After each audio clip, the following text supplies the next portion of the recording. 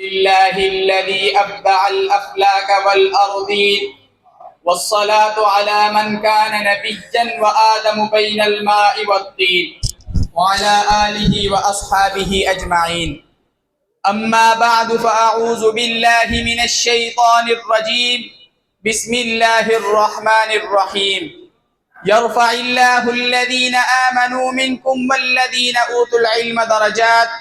وقال النبي صلى الله عليه وسلم: العلماء ورثة الأنبياء، أو كما قال عليه الصلاة والسلام. ہمیں ہے فخر کہ ہم وارث اسلاف ہیں، ہمیں ہے فخر کہ ہم وارث اسلاف ہیں جنہوں نے حق کی قسم کھا کے کیسی جنگ لڑی. میری انتہائی واجب الاحترام حضرات اساتذہ کرام اور میرے گلشن دارالعلوم زکریا کے چکتے مکتے پھولو، السلام علیکم ورحمۃ اللہ وبرکاتہ. محترم سامعین، آج میری تقریر کا موضوع علماء ہند اور ان کا شاندار ماضی ہے.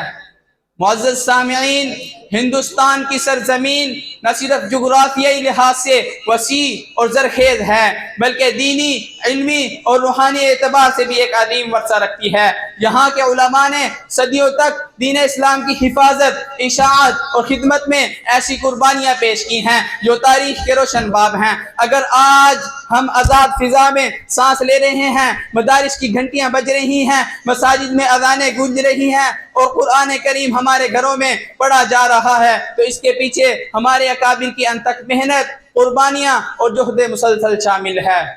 مسلک کا چمکتا ہوا ستارہ تھے وہ، مسلک کا چمکتا ہوا ستارہ تھے وہ، جو راہ دکھاتے ہر اندھیرے میں روشنی کی.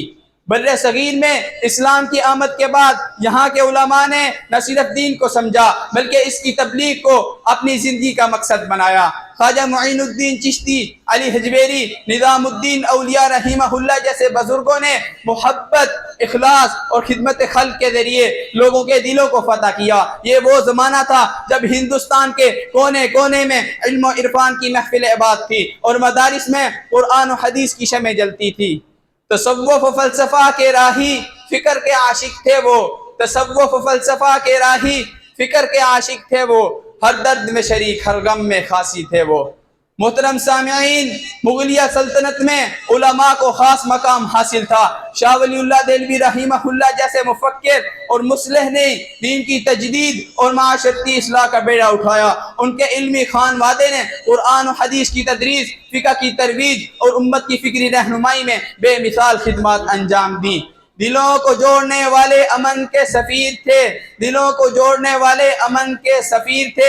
علماء ہند نے دلوں میں بٹھایا امن کا پیکر. 19ویں اور 20ویں صدی میں جب برطانوی استعمار نے ہندوستان پر قبضہ کیا تو سب سے پہلے علماء ہی تھے جنہوں نے آواز حق بلند کی. 1857 کی جنگ آزادی میں مولانا احمد اللہ شاہ، مفتی عنایت احمد کاکوروی اور ہزاروں علماء نے اپنی جانیں قربان کی. دارالعلوم دیوبند کا قیام 1866 غلامی کے ماحول میں دین اور ملت کی حفاظت کے لیے ہوا. جمعیت علماء ہند نے آزادی کی تحریک میں بھرپور کردار ادا کیا. مولانا حسین احمد مدنی، مولانا عبید اللہ سندھی رحمہ اللہ اور دیگر رہنماؤں نے قید و بند کی صعوبتیں برداشت کی. یہ وہ وقت تھا جب ہزاروں علماء کو توپ کے دہانے پر باندھ کر شہید کیا گیا، لیکن انہوں نے کلمہ حق کہنے سے گریز نہ کیا. زمانہ گواہ ہے ان کی محنت و قربانی کی، زمانہ گواہ ہے ان کی محنت و قربانی کی. علماء ہند کی روشنی ہے روشنی کہانی. محترم حضرات، ہمیں اپنے اس شاندار ماضی پر فخر ہے، لیکن فخر کرنے کے ساتھ ساتھ ہمیں یہ بھی سوچنا ہوگا کہ ہم اس عظیم ورثے کو کیسے آگے بڑھا سکتے ہیں. آج دین کے خلاف فکری الغار ہے، میڈیا اور تعلیمی میدان میں نئی چیلنجز ہیں. اس کا مقابلہ اسی وقت ممکن ہے جب ہم بھی اپنے علماء کی طرح علم و عمل، قربانی اور اخلاص کا راستہ اختیار کریں گے. چراغ عشق رسول ہم سے بجھایا نہ جائے گا، چراغ عشق رسول ہم سے بجھایا نہ جائے گا، قیامت تک یہ پرچم سر سے گرایا نہ جائے گا. وما علینا الا البلاغ المبین.